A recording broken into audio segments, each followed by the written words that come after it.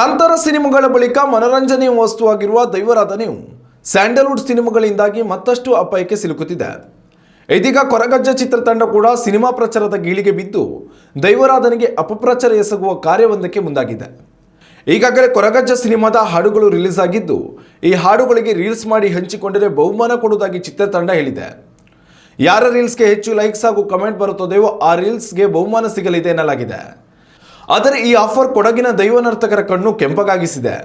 ಸುಧೀರ್ ಅತ್ತವರ್ ನಿರ್ದೇಶನದ ಈ ಸಿನಿಮಾ ಕೊರಗಜ್ಜನ ದೈವಕ್ಕೆ ಸಂಬಂಧಿಸಿದಾಗಿದೆ. ಈ ಸಿನಿಮಾದ ಹಾಡುಗಳಿಗೆ ರೀಲ್ಸ್ ಮಾಡಿ ಶೇರ್ ಮಾಡಿದರೆ ಕೋಟಿ ರೂಪಾಯಿ ಬಹುಮಾನ ನೀಡ್ತೀವಿ ಅಂತ ಚಿತ್ರತಂಡ ಹೇಳಿದೆ. ಹೀಗಾಗಿ ಜನರು ಕೊರಗಜ್ಜನಂತೆ ಮೇಕಪ್ ಮಾಡಿಕೊಂಡು ರೀಲ್ಸ್ ಮಾಡಿದರೆ ನಮ್ಮ ದೈವರಾಧನೆಗೆ ಅಪಪ್ರಚಾರ ಮಾಡಿದಂತೆ ಎಂಬುದು ದೈವ ನರ್ತಕರ ಆಕ್ರೋಶಕ್ಕೆ ಕಾರಣವಾಗಿರುವ ವಿಷಯವಾಗಿದೆ. ಹೀಗಾಗಿ ಈ ಸ್ಪರ್ಧೆಯ ವಿರುದ್ಧ ಕಾನೂನು ಹೋರಾಟ ನಡೆಸುವುದಾಗಿ ದೈವರಾಧಕರ ಸಂಘ ತಿಳಿಸಿದೆ.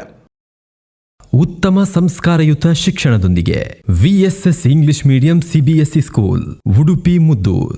ನರ್ಸರಿಯಿಂದ 10ನೇ ತರಗತಿವರೆಗೆ ಶಿಕ್ಷಣದ ಜೊತೆಗೆ 5ರಿಂದ 10ನೇ ತರಗತಿವರೆಗಿನ ವಿದ್ಯಾರ್ಥಿನಿಯರಿಗೆ ಉತ್ತಮ ಹಾಸ್ಟೆಲ್ ಸೌಲಭ್ಯವೂ ಇದೆ.